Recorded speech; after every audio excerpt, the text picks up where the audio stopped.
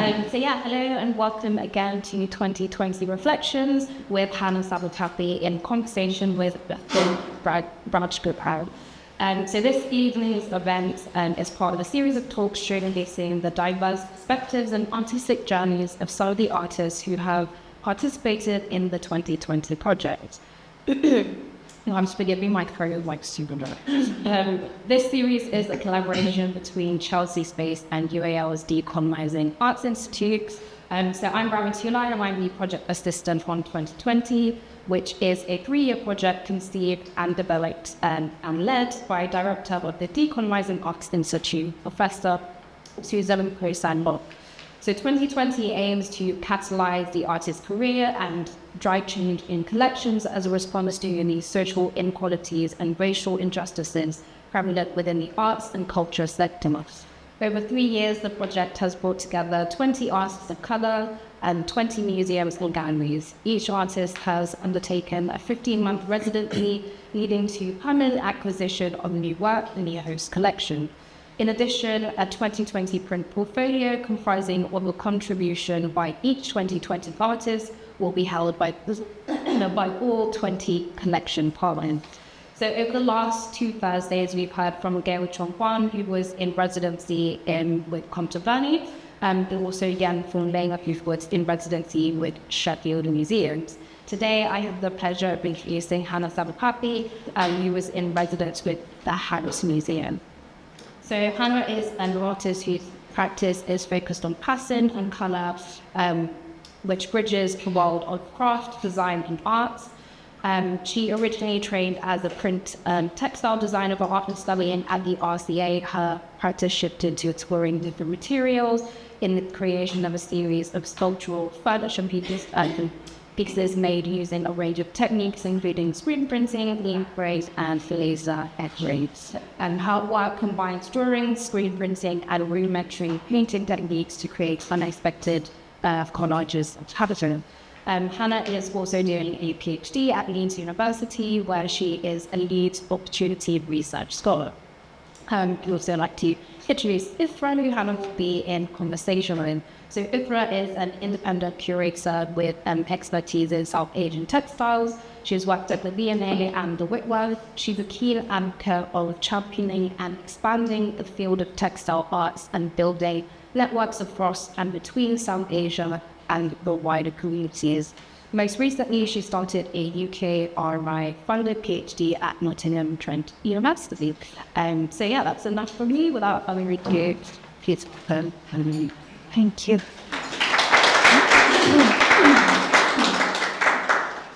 Hi, well, it's really lovely to be here and to have a nice chat with Uthra about my work and South Asian textiles.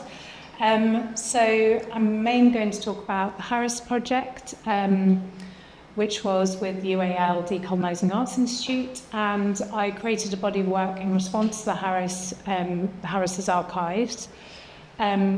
And this culminated in a series of vitreous enamel steel panels that were made on the Isle of Wight with a manufacturer there.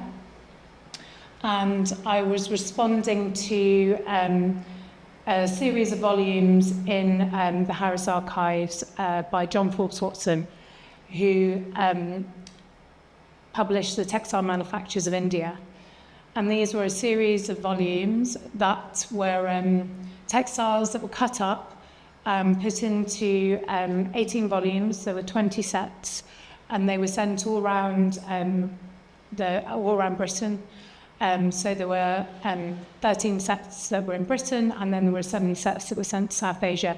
And the aim of these sets was to provide a resource for manufacturers so that they could copy South Asian textiles and make them sell back to the South Asian market.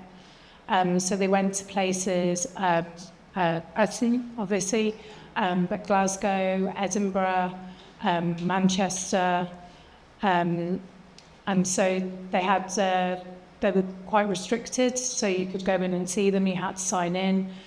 So there was a set of restrictions. And John Forbes Watson, he was a Scottish surgeon who was the director of the India Museum and the reporter on Indian products. So he had a government position. And so he cut them in different ways. And they were cut so that you could understand the totality of the design so that they could be reproduced. And they were also meant to be examples of good taste and aesthetics to learn from. And so starting this research, I really began to think about what does it mean to copy something? Were these copies by British manufacturers? What evidence was there? So I was keen to see in the Harris archives evidence of, British copies of South Asian textiles. And he also produced The People of India, which was an ethnographic series of volumes. And these do relate to the Textile Manufactures of India because he's trying to show how the garments were worn and the way he categorised people. They're very racist in their language, but he's kind of noting what people are wearing, how they're wearing it. And so within the Harris archives, I'm just going to go back. There were some British textiles where it was obvious, the influence of South Asia, and others where it was a bit more obtuse. So you couldn't always necessarily see how that design had been arrived at, but you kind of had a feeling that there was an overall architectural structure that was coming from South Asia. And so as I started this research, it became evident that it was quite a complicated subject and that I wasn't going to be able to really deal with it within the Harris residency. So at that point, I felt like there was space for a PhD here. So I started my PhD at Leeds, and it's based around copying and imitation and with a practice-based response. I'm going to ask Uthra a bit about, she's also doing a PhD looking at textiles, and I wondered if you could tell us a bit about your research, and because there's quite a lot of overlaps between what we're looking at. So I am looking at legacies of South Asian textiles in the context of machine-made lace.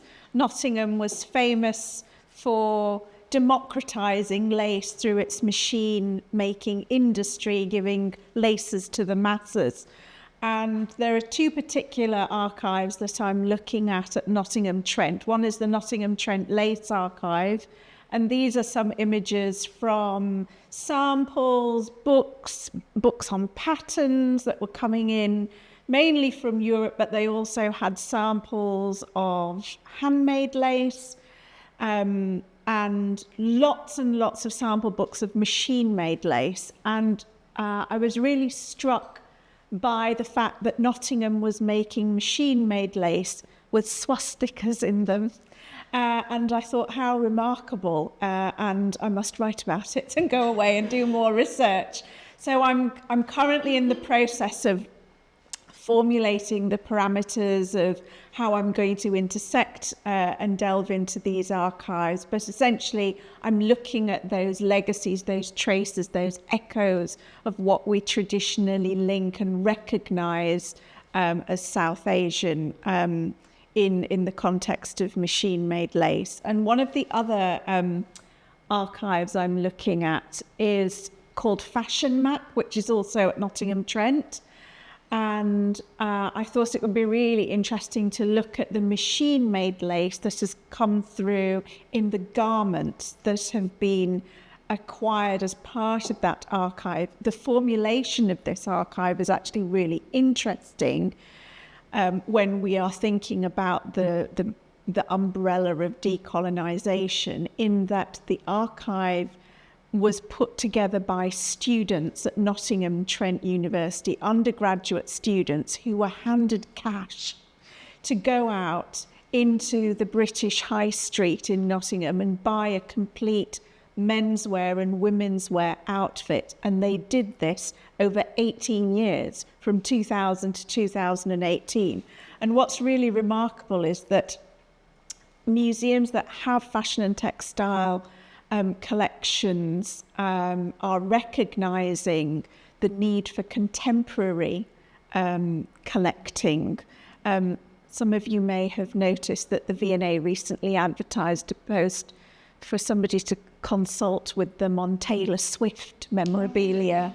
So there is this recognition that we need to collect items from our more immediate past.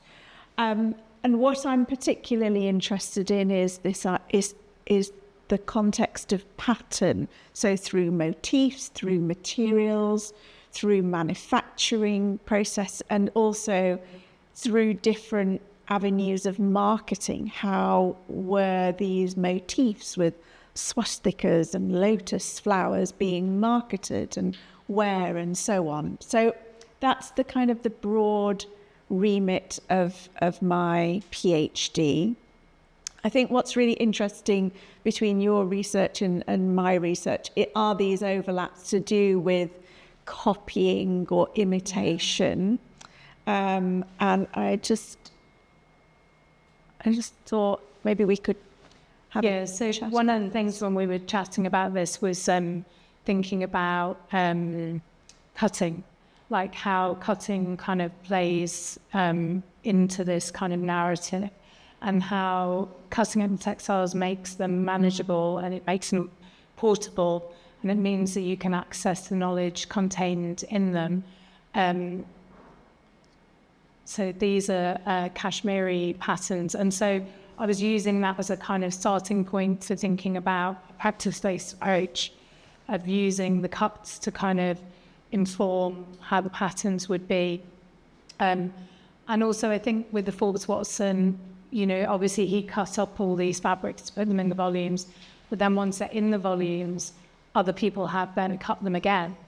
And so he's trying to create this kind of static resource that's, controlled, but then, at some point, they're being cut again, which you can see how it alters the fabric quite substantially. He talks about them being counterparts to each other. So they're all meant to be kind of these, pretty much identical sets, but it doesn't always work like that. So you can see the one on the left here is from the Harris, and the one on the right is from Bradford. And so basically the Harris one has at some point had a whole piece cut off it because he did them all the standard size, so they were all originally the same size. So I began to think about cutting and how cutting could disrupt the pattern, and introducing the cut as something that wasn't necessary. Although he's doing it obviously to kind of circulate knowledge and to get a feeling of the whole textile, I began to choose the cut as something that disrupts and distorts. I wonder as well if we could just unpack that concept and process of cutting, because I think it's really fundamental in our thinking about archives that have been accumulated, particularly through the colonial period, because on the one hand you have Forbes Watson collating these textiles, almost creating a map of classification, how these textiles are made, where they are from, who's wearing them. But then you've got this incision, this cut, and this divorcing of the cultural context and the social circulation then being presented in these immaculate books, compiled into these books. I wondered if you could expand a little bit more about your process and thought process of behind the cut, the incision, and that process of cutting, and how that relates to your thinking about these colonial spaces that you see presented in these immaculate books. Yes.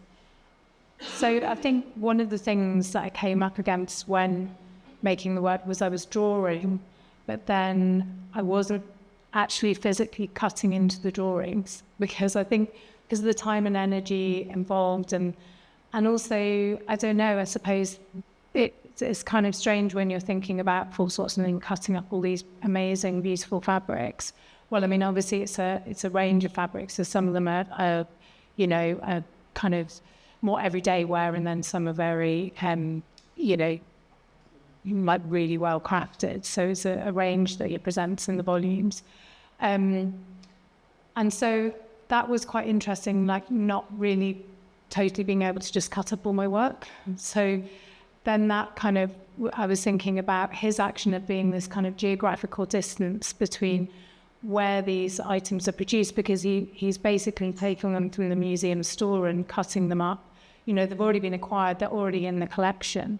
So he's not gone to, you know, South Asia and is collecting the items. He's very much a kind of removed from it, and it's putting it within this scientific context rather than any kind of emotional or kind of physical involvement really in the people that have made them or the people that wear them, or, you know, how they're kind of, how they're used and viewed. So I suppose I used it really as a device to kind of disrupt this narrative, or rather to take his method of cutting and mimic it and exaggerate it even more.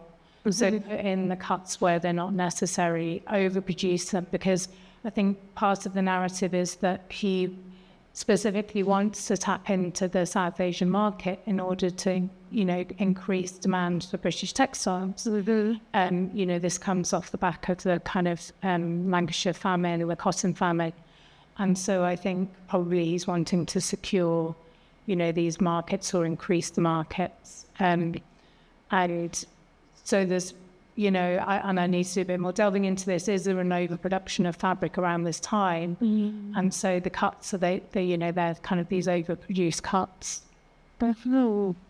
So in a way, it's emphasising your practice is echoing that process of cutting, but also emphasising and exaggerating the amount of disruption that went on through that process of collecting and collating that we have through Forbes Watson. Yeah, I think it's kind of copying these actions, but then it's almost turning into, you know, mimicry, where you're kind of almost doing it to the point where it's like ridiculous. You know, they're kind of too many cuts. It's, you know, it makes, rather than making it a kind of object that's kind of knowable and understandable, it makes it distorted, and you can't copy from it because you're not really sure, you know, what's going on and what's happening. And I think the cuts also allow for a juxtaposition of two things. So I started using it as a kind of collage of taking one pattern that was a South Asian pattern, and then one that was kind of imitating or, you know, mimicking, like a British one that was mimicking South Asian textiles.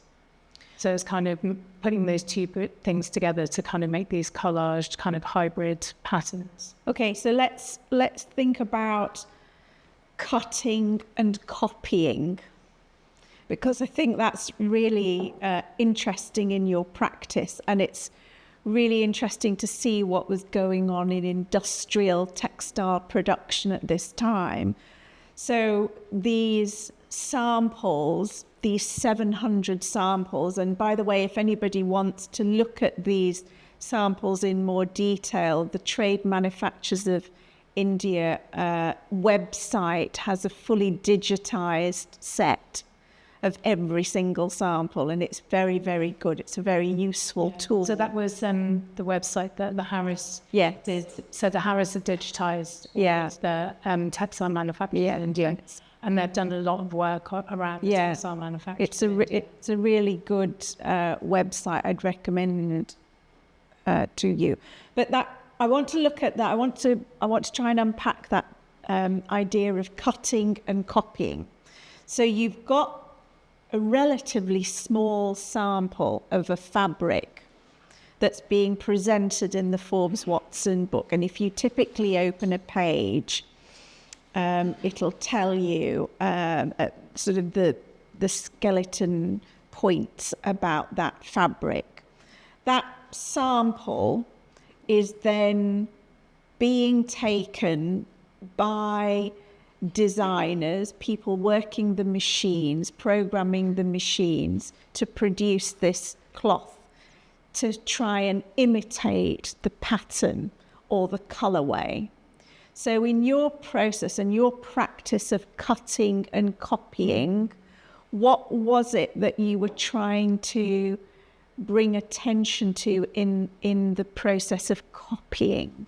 Yeah, so I think it's through the process, it's trying to understand, did they copy? What did they copy? How did they go about it? And actually, I don't think they did copy is the kind of initial conclusion that I've come to, just because of the restrictions that were put on the books. So you weren't allowed to take them out of the room. So they would have had to have gone in, they would have looked at them, they might have done a sketch, they would have taken that sketch away. And then for them to actually recreate that according to the colour and the textile and the motif, they might get the motif roughly, but all the kind of, nuances or kind of, refined aspects of it, I don't think that they would have been able to copy. So then what I think you're maybe ending up with is a rough copy that maybe has the motif, maybe it might be in cotton, but it might be not that particular quality of cotton, or the colour might be different. So I think, through my research, I'm trying to unpack whether these things actually did happen, and through doing them, because one of the things I've realised is copying is really hard. It's really hard to make a copy, a very exact copy. It depends what your parameters are. And so, and in the archives as well, in like the National Archives, around the time that he's published these volumes, I've not seen any registered designs that I can directly relate. So I think Sonia Ashmore, who's another academic who's done a lot of work around this, she's found like maybe 2 instances. But again, when and the Harris have kind of done a bit with her as well on this. And when I looked at, the copy and the original, again, they're rough copies, they're not exact copies. So then you have to really define what you mean by copying. So talk us through your process of copying. So my process was, taking photos in the Harris archive, and I would have colour chips, so it was kind of colour matching. And then I would draw from those patterns, and then I was putting those patterns, I was photographing them and then making the cuts digitally rather than making the cuts physically. Ah, that's very interesting, the digital cut. The digital cuts, yeah. So how are you squaring that with the physical cut? Well, again, it kind of comes back to time and time and effort, and so that's something I do need to go back and revisit, do the actual physical cut. That's really interesting. I've had conversations around this, and had conversations about like my grandma's saris, which I've inherited. Would I be able to just cut them up? Like, I don't know. I mean, obviously some textiles are more precious than others, but I think if you kind of put yourself in that position where you can imagine you kind of cutting them up all into these samples, it would, I don't know, I wouldn't be able to do that. Yeah. I wonder if we could go back to that slide of the people. Yeah. Because I think you've been looking at that at the British Library? No. So I was looking at a set of volumes that Forbes Watson took the idea from. It's a slightly earlier sample books. Right. Yeah. So it wasn't when we're thinking about your grandmother's sari and that you couldn't possibly cut it, and we have this representation, this mapping out of people, for me what comes through the Forbes Watson books is that it's really the people that are represented in those books. And so for me, those cut samples are also cut samples of people, but what's being lost and what's divorced from those actual samples of cloth that we're looking at is the people. Yeah. And so I was wondering, and the cultures in which they circulate in. And so I was wondering if you could talk a little bit about that process of cutting and copying and how it relates to people and culture in your work. Yeah, so I think, so one of the things for me is when I'm in the archive is when I see a place that's like, oh, my grandma was born there, or, my dad lived there, and I think it kind of brings it back to that moment where it's not divorced, where it's not kind of abstract, and it brings it back into kind of your own personal histories, and then, you know, you're seeing fabrics and motifs that have resonances. And I suppose for me, because I'm coming at it from a mixed background, and my mother being English, my father being Indian, it's about this kind of moment of hybridity as well, of understanding my own design kind of heritage and trying to navigate our way through that, and understanding the complexities of it and sometimes the unpleasantness of it, and then recreating something that reflects, or not recreating, but creating something that kind of reflects the complexities, but also celebrates the kind of hybridity of it as well. So I think I'm just going to move forward back to, so part of it is about creating these kind of collages of multiple things, so, and the conversations and the tensions between them. I'd be interesting to hear what you think are the positive sides of copying. That's quite a hard question.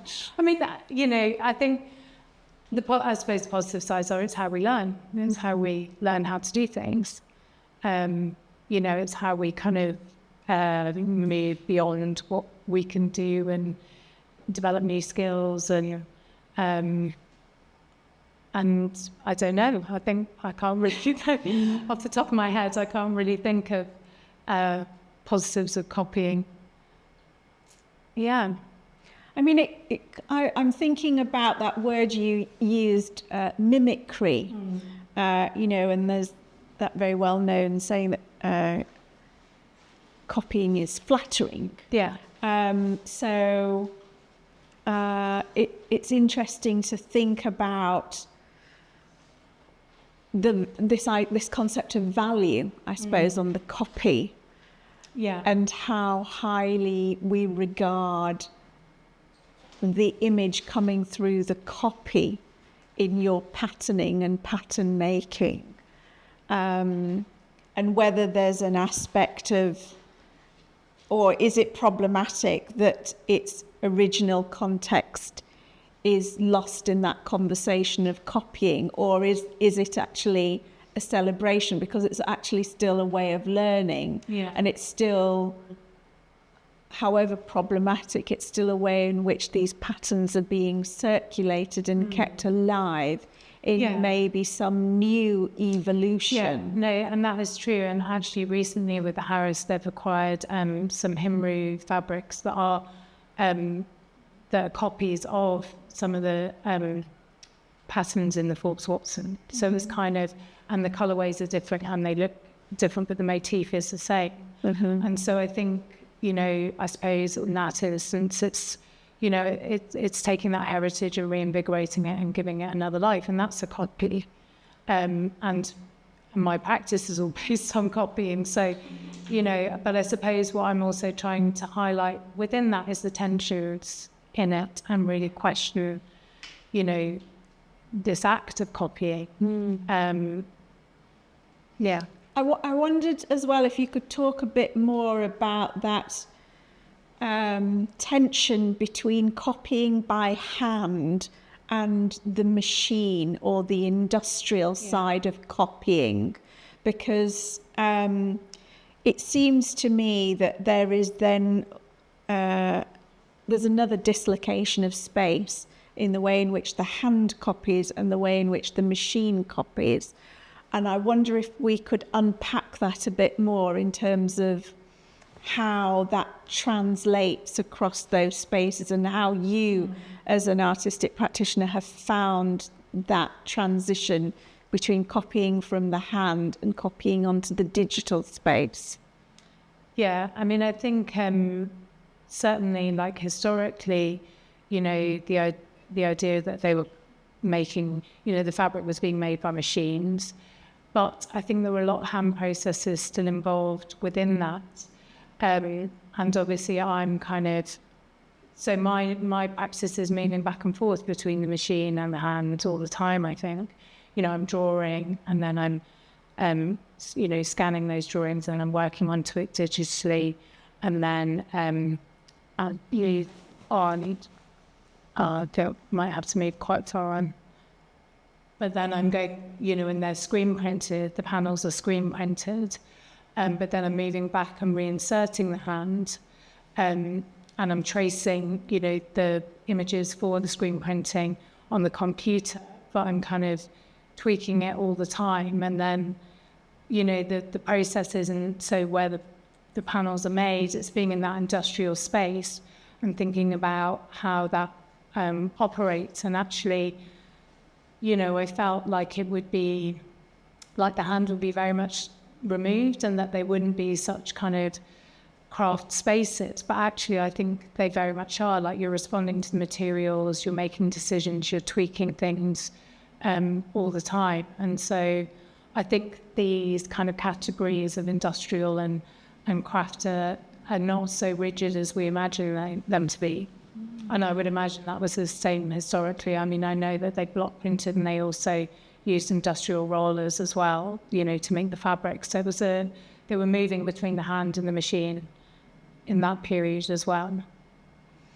I find that tension very interesting in your practice, this flipping between the hand and the machine, because it's almost like you're weaving together a conversation between the two to create the finished artwork. But just looking at your artwork here, I'm also thinking about how do you know, or where do you place the cuts? What's going through your thought process? You talked about this slicing, this digital cutting. How do you know when and where to place these cuts? I think I wanted it to have a feeling of kind of threads pulled out, or, initially when you kind of look at the panels, I had to go quite far back.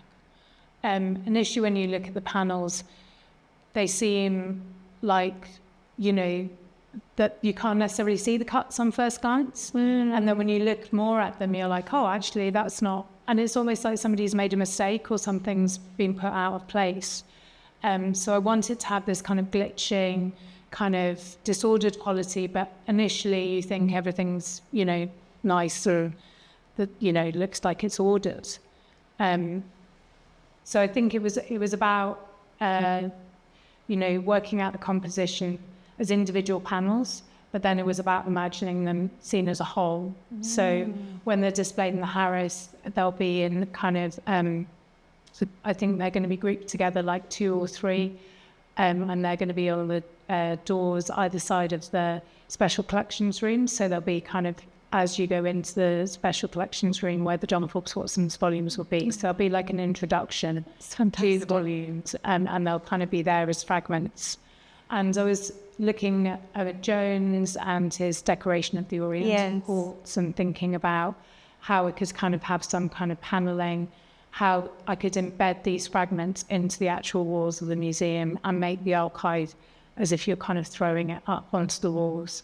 Because I think historically with these volumes, they're often in archives. All the volumes I've seen are in archives. The Harrises will actually go on display in the special collections room, so they'll be there to be seen.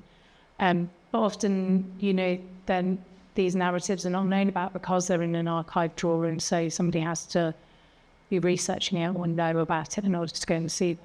And yet, because of cutting and copying, that has lent itself to circulation of a particular pattern. And so, ironically, although these archives might be hidden away from everyday access unless you booked an appointment or made a visit to a particular museum space, what's happened as a result of that colonization and that proliferation of pattern, of exploitation, of dissecting and using pattern and producing it through industrial machinery, is that we're familiar with a motif or a pattern that we might typically think of as Indian or South Asian. So, for example, the swastika or the lotus, or thinking about the bota, the pine cone, the teardrop, paisley, as some people call it. I think what's lovely about your work and it being positioned either side of the entrance into the Forbes Watson is you have this disruption and this fragmentation, but it's creating a whole. It's creating a composition which we can then as individuals learn from and make our own cuts and incisions of dissection to take away those excerpts of knowledge from those extracted elements of history that have come through these textiles that are now in so many collections. Yes, it's interesting you talking about the word dissection. I was thinking about that today, about it's cutting something up in order to understand it, in order to probe and kind of know it more. Because just thinking about the great volume of South Asian textiles in Western museums as well, I think we both take the view that South Asian textiles, because of the trade with companies like the British East India Company, but there were other East India companies as well, that trade really gave weight to a critical mass of South Asian textiles flooding European markets. And given our cultural heritage, both having roots in India, I've come across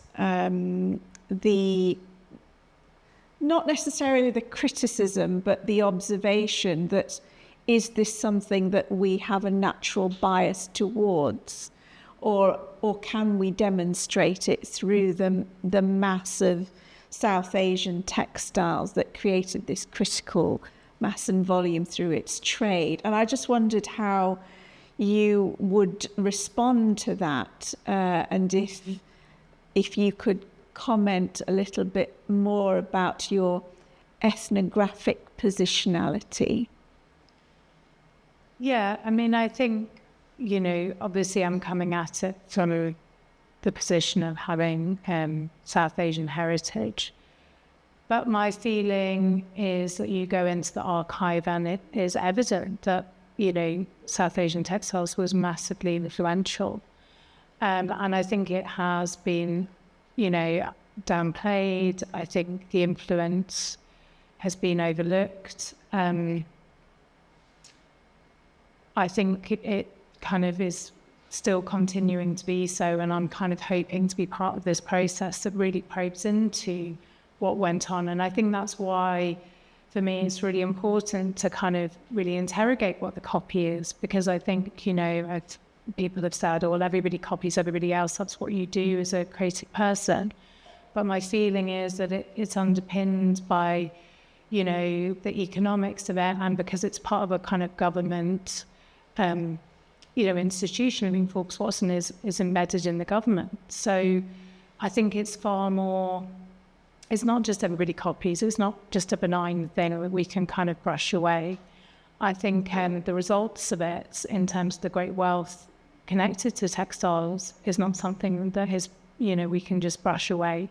So I think we kind of have to really interrogate and try and pin down, and that's partly what I'm trying to do, of what happened and how it then manifested itself. And I think one thing I came across recently, which was useful thinking about it, was this idea of aesthetic colonialism. Where it was, so it was Henry Beringer who was writing, this was in the 1930s, and he coined that phrase, and it was where the feelings, sentiments and ideas from the colonies were absorbed into, he was French, so he was talking about France, but I think a similar thing is going on with Britain and South Asian textiles in the periods I'm looking at, because I think they're absorbing these aesthetics, and then it's being, manifested in different forms, whether it be an exact copy, a rough copy, an imitation. But it's all informed, these ideas are being kind of extracted from elsewhere. And I think what I'd like to maybe reflect on in the last few minutes is if we as visitors or creative practitioners are visiting archives, what sort of strategies could we employ to help us understand these very complex histories? Is it a case of just spending time with a particular item that has caught your attention, or is it going through something that was so dominant in a particular part of history? Take, for example, chintz, looking into the complexities of that. I wonder if our conversation could help generate some sort of strategy. I know we're both very much at the start of our thinking in terms of how we shape our research, but how do we move forward from here, and how can we think about how we generate a strategy for looking and interrogating archives? Yeah, I don't really know. I think, so this is one thing I've been thinking about in terms of, as textile designers or textile students, you often introduce the archive and it's presented as kind of inspirational material. And when the histories behind that inspirational material are much more complicated, how do you kind of frame it, or how do you introduce those ideas to the students? Is it the archivist's responsibility? Is it, if you're going with the university, which is often, when you're studying textiles, the first time you'll encounter going into an archive, is it your tutor's responsibility?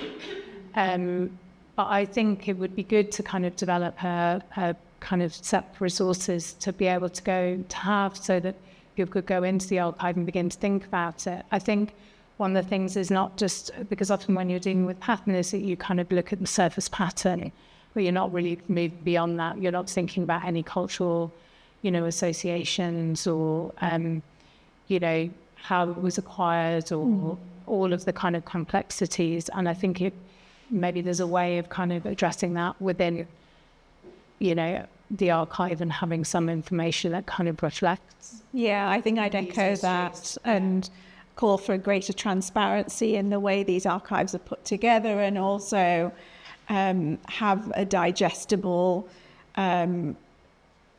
history or snapshot of things like the materials. Is it cotton? Where's the cotton come from? Do we know? What's the dye that's been used? Do we have traceability through that? So I'd like to see that level of transparency coming through in a more accessible way. Almost like a biography of the materials. Yes. Of there's kind of different layers that are there in the archive, but that just aren't, necessarily articulated. Yeah, I think that would be very helpful. So I'd now like to open the floor to questions, and if you've got any comments or questions about the images, the slides, or questions for myself or Hannah, please feel free to just raise your hand and speak loudly. Thank you so much. I wanted to, you kind of touched on the ideas of a word of appropriation and things about economic appropriation in particular. And it made me think that conversation like this is a powerful method of talking about relativism, and maybe essentially bringing about as well about who is created when an artist from South Asia looks and is influenced by Western European artists deemed as copying and makes it as it's deemed as influence, and then the internalization isn't challenge their identity, if you like, to draw on the sources. And just with respect to your practice game, so it tends to when you really work, also engaging with ideas around that, who is copying, who is being influenced, and who claims, if you like, has that artistic agency, besides the non-agency aims to? Yeah, so I think appropriation is something that I need to kind of really, dig down into and, figure out how it differs to the copy and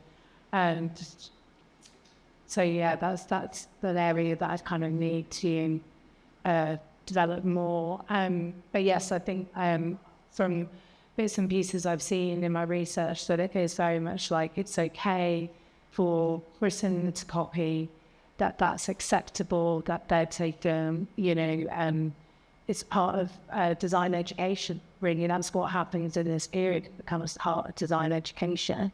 But then the flip side of it is that I've seen, bits in various documents where when it's spoken about in terms of South Asian people copying, it's definitely in very derogatory terms.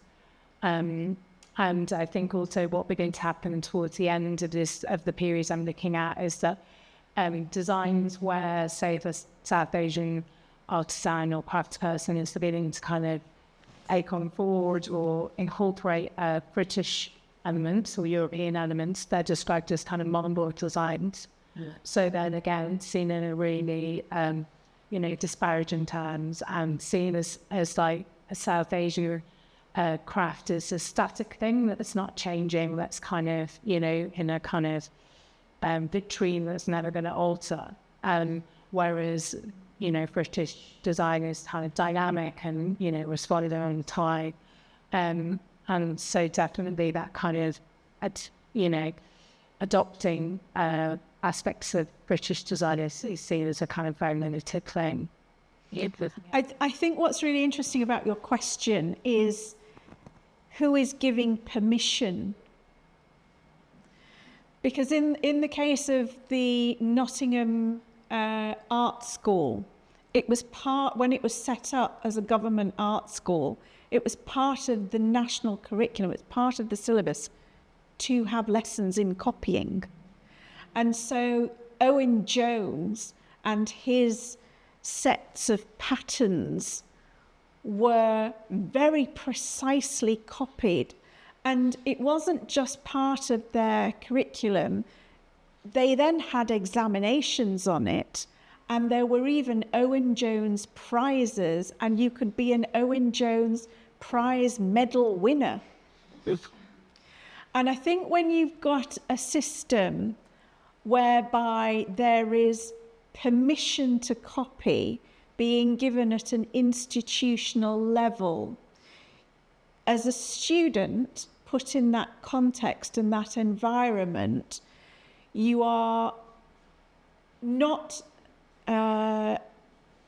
necessarily given the space to look into the background of what you're copying, because it's being presented to you in a quite a tight way, in that you are going to be examined on producing an immaculate copy of this particular Islamic motif or this particular Egyptian patterning, for example. So I think there's another layer that needs to be unpacked as to who is giving permission and how is that being framed. And I think also what's interesting is Owen Jones, he talks about that they shouldn't be faithfully, reproduced. Yes. So he doesn't want that. He wants them to be lessons in taste.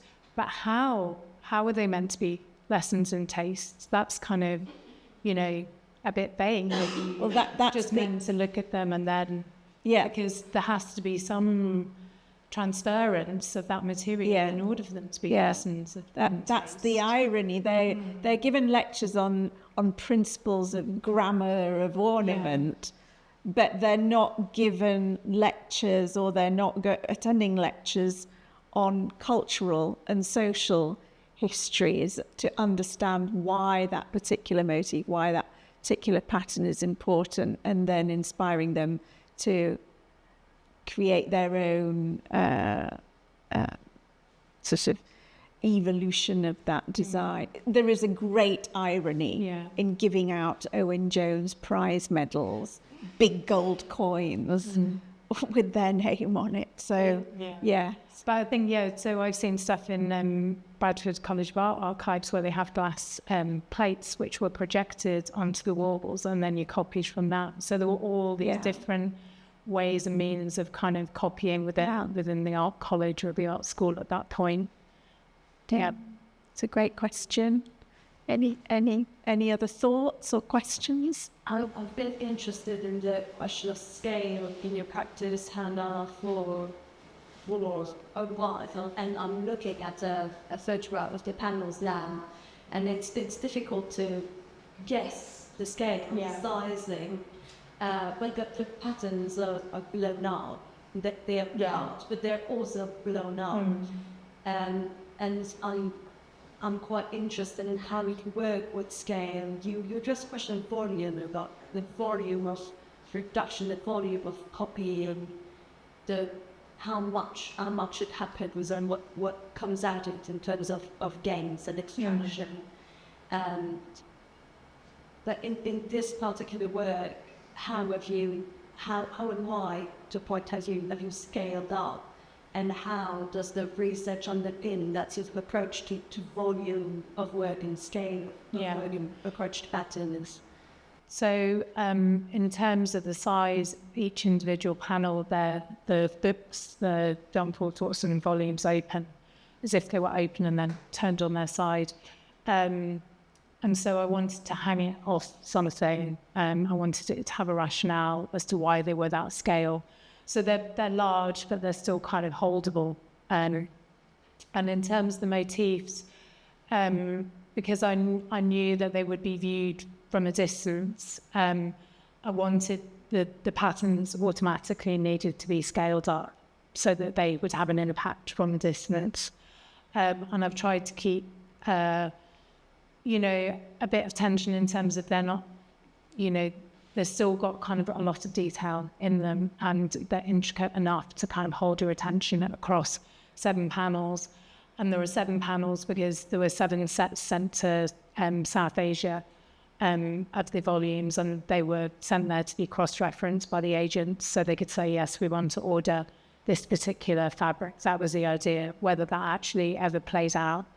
So I knew that when I started the conversation with the house, we had ideas about where they might go, but we always knew it was going to be wall-mounted, and so I always knew it needed to have an impact from a distance.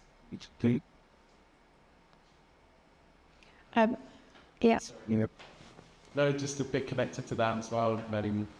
Really interesting, lots of great conversation. I guess I wanted Anne to just talk a little bit more about why the vitreous enamel, and he's clearly it has a connection with textiles in terms of screen printing, but for me it also has this nice play with perishability, permanence, and if you could just talk about that a little bit more. So I knew I wanted to work with vitreous enamel, and it's vitreous enamel on steel because of the steel rollers. That was the big change in terms of textile printing, that there was steel and copper rollers that could produce huge amounts of fabric. So I knew I wanted to kind of speak to this kind of industrial development during that period. But I think it also has a, like you say, a durability, a kind of, there's almost like a kind of clinical element to a kind of preciseness to the surface. And that's why I had the hand painting, because I wanted to disrupt that very smooth reflective surface, so you can see, I don't know whether it's got, see if I've got, I'm sorry, there. So you can see the hand painted is the pink and the yellow, and the light is bouncing off it differently and kind of disrupting. So you've got these very kind of precise cuts, and then you've got the kind of hand painted surface which disrupts that kind of really smooth industrial finish. Yeah, okay. That's really interesting, the way the reflection has been captured in the moment of the photograph, because it's almost created a void.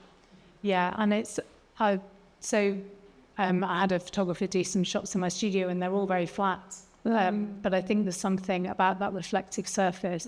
Again, it creates another element of confusion because the light is bouncing back. You can't quite see parts of, pattern.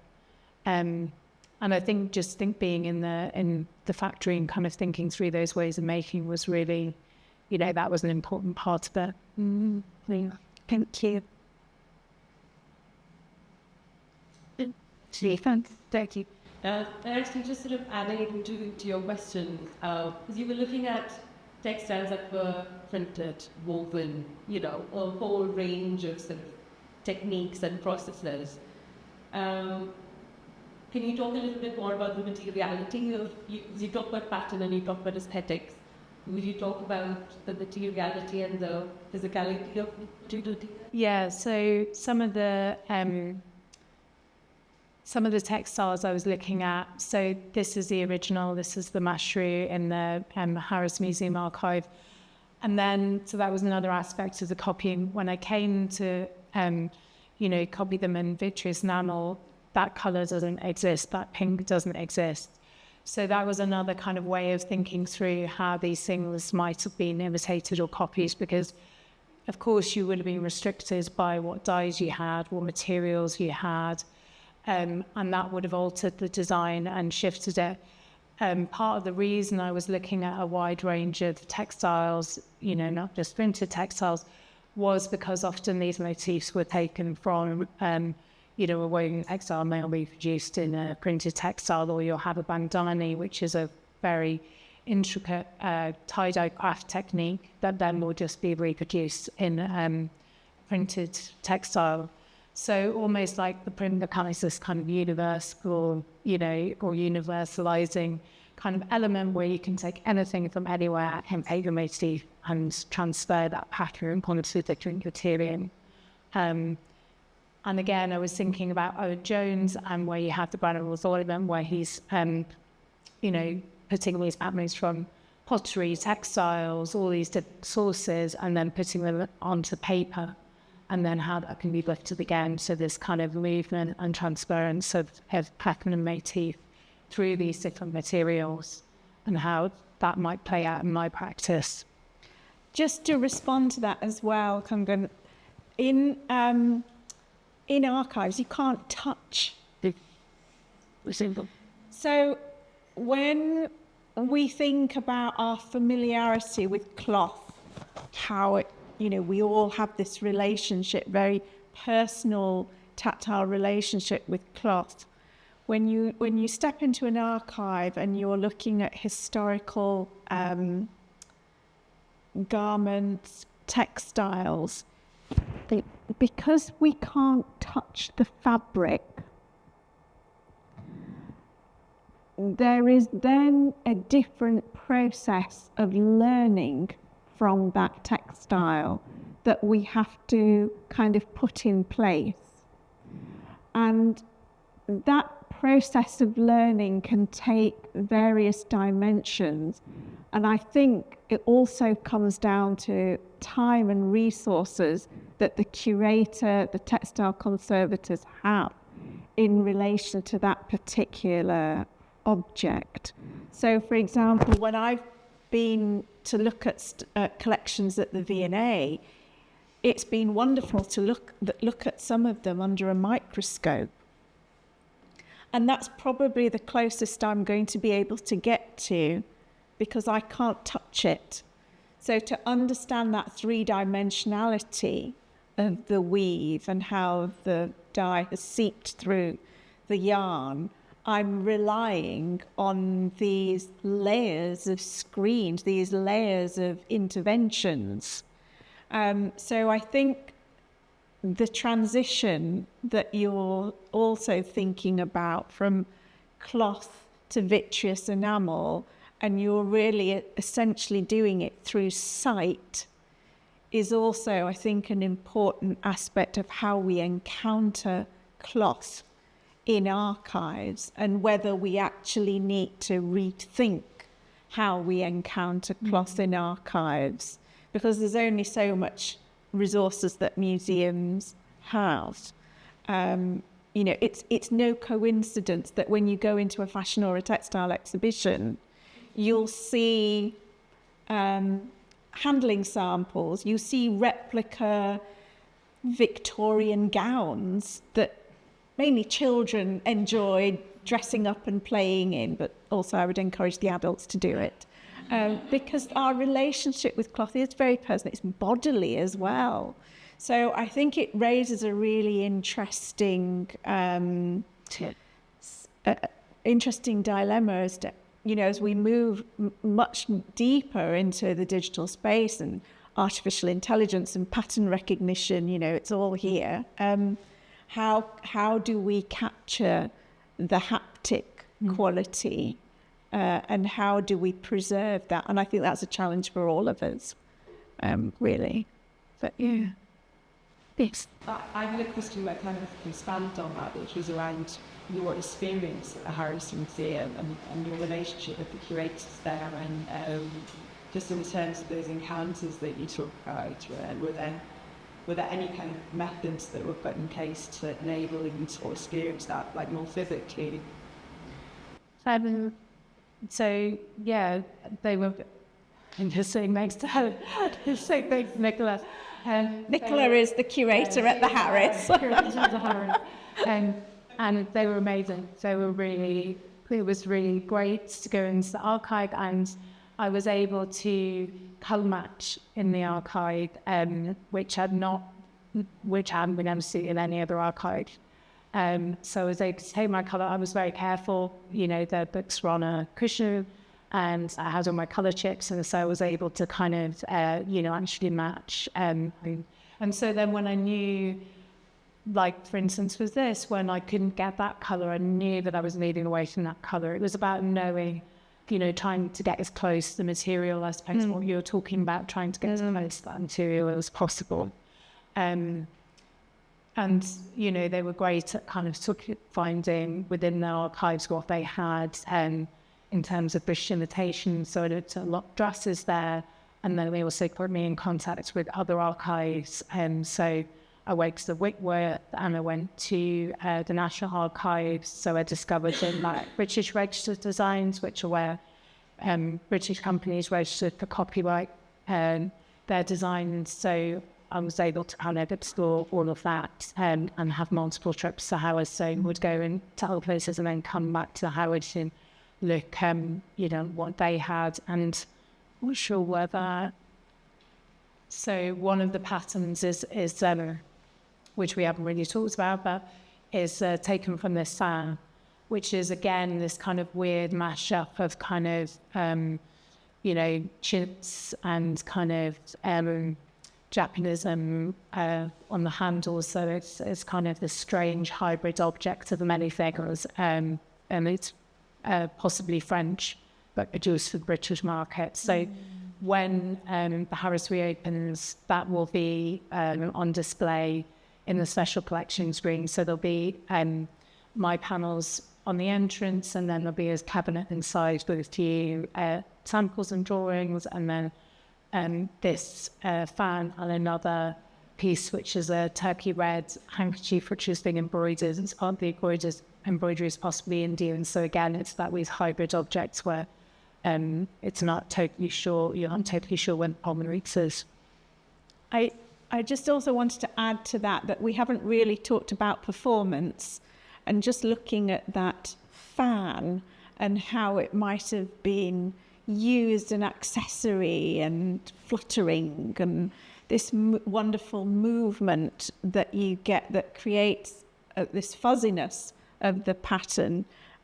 We haven't really talked about that, and we probably don't have time in this space of this conversation to do that. But what I always sort of underline in our process of looking at textiles is that textiles have a very transformative nature in all sorts of ways, but in this instance, when it's being transformed, pattern through textiles, and then it's transformed into accessories, into garments, into textile furnishings, soft furnishings, all sorts of ways. And I think there's an element of performance and the pattern being mobile through these accessories and garments as well, that we almost have to recreate and put back together as a jigsaw puzzle when we are accessing those archives. And we do that through a process of looking at magazines or photographs or journals to understand how this particular pattern, how this textile might have been displayed. But I should also say that the Harris also have a fantastic collection of fancy dress garments. And I know this because I have studied them, and I had the opportunity to look at these great fancy dress costumes that were worn for the Preston Guild. The Preston Guild is still celebrated as this great moment of civic pride in the city. And fancy dress is still very much a big part of that. So parading and masquerading. And in the historical records relating to the Preston Guild, the process of imitation through fancy dress would sometimes be done to such an extreme extent that in the case of one example, if you were masquerading as a person of Indian origin, say you were an English aristocratic, and you would dress up in your banyan and your, wrap your head in some sort of cloth to create a turban. In some instances, they were also bringing in actual people from India that were posing in these masquerade balls as their Hindu, spelt with a double O, their Hindu servant. So it's really quite astonishing what we can find out from these very static archives, but talking about a really extraordinary part of all our histories, I think. So so that was my experience of the Preston Guild, which I loved very much, I have to say. I know about the fancy dress. Yes. We'll have to revisit. Oh, it's a great thing. Yes, it's a great thing. She actually so much. And we have to finish up the afraid, but there's still time. We're aiming for 8 hours, so I would drink and then. Yeah. I'd like to say thank you to UAL for inviting us here today. Thank you to all of you who came and attended the talk. Thank you very much. Thank you.